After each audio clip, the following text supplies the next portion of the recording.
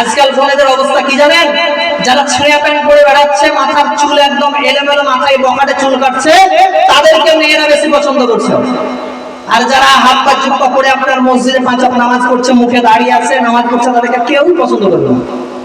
ওই পুরাতন ছেলেদেরকে কে বিয়ে করবে? তো এইরকম অবস্থা এখন। তো বুঝতে পারবে, ও ভাবছে যে আমি আটি আর কেটিএম এর পেছনে আমি কয়েকদিন মস্তানি মেরে বেড়াবো।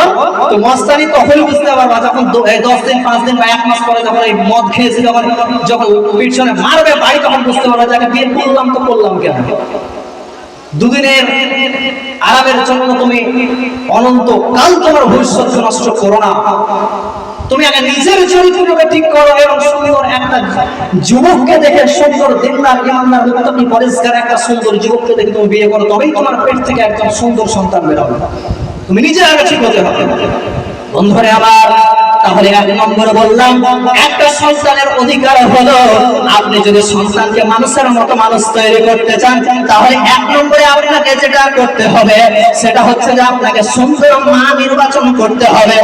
2 নম্বর সন্তানের অধিকার, সেটা হচ্ছে একটা মায়ের কাছ থেকে সন্তান চায়, সেটা হচ্ছে একটা মায়ের পেটে যদি সন্তান চলে আসে, কোন মা আমার, কোন বোন আমার যদি গর্ভবতী হয়ে যায়, পেটে যদি সন্তান চলে আসে, তাহলে ও মা আমার, এই হক তোমার কাছ থেকে এবার চলে এসেছে। 2 নম্বর হকটা তোমার কাছ থেকে, তোমার যে পেটে সন্তান আছে, ওই সন্তানটা তোমার কাছে এবার পাওনা বুঝে নেবে।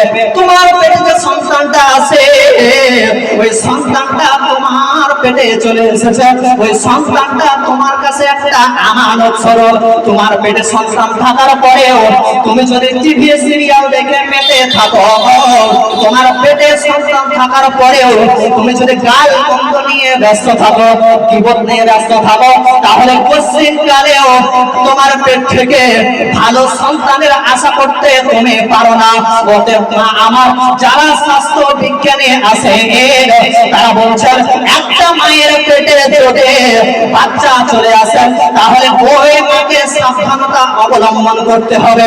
তার পেটে বাচ্চা থাকলে তার সব কিছু সে বুঝতে পারে। মা যদি খারাপ হয়, মা যদি আপনার কিনা গীবত করে বেড়ায়, মা যদি গান শুনে বেড়ায়, মা যদি টিভি সিরিয়াল দেখে বেড়ায়, তাহলে ওই পেট থেকে পশ্চিমকালেও ভালো সন্তান হতে পারে না। ওই পেট থেকে বের হবে চোর, ওই পেট থেকে বের হবে লম্পট, ওই পেট থেকে বের হবে দাগাবাজ, ওই পেট থেকে বের হবে মাতাল। পশ্চিমকালেও ভালো সন্তান হতে পারে না।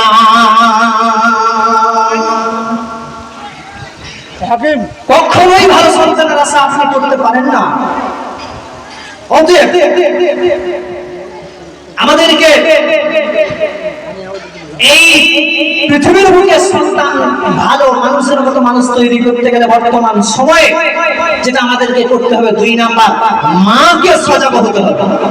পেটে সন্তান থাকলে আপনাকে খারাপ কাজের দিকে আগানো চলবে না।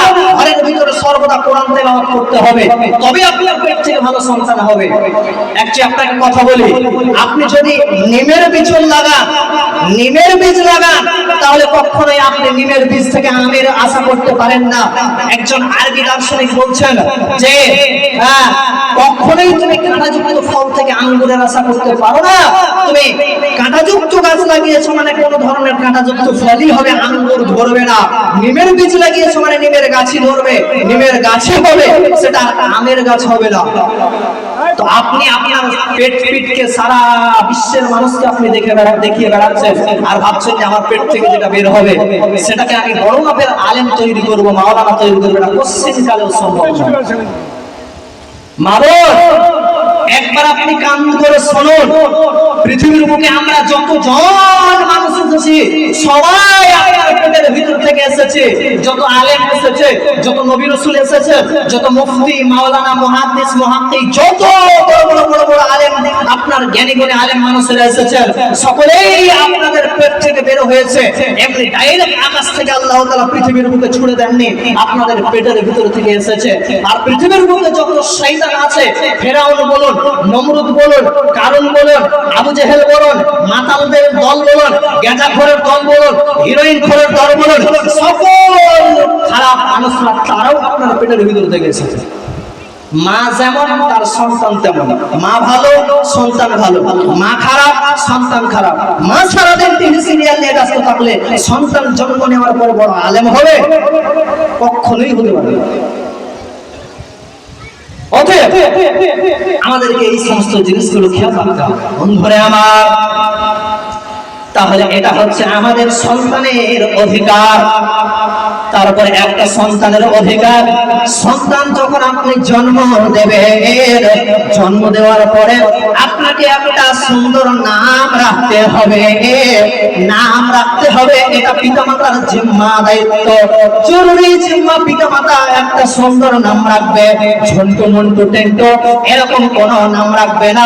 আপনার মেয়েদের যে কত নাম আছে, ঝিলিক পিলিক, এভাবে এই জঘন্য জঘন্য নাম রাখবে না।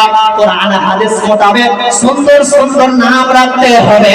এটা একটা সন্তানের অধিকার। সন্তানের আরো অধিকার আছে।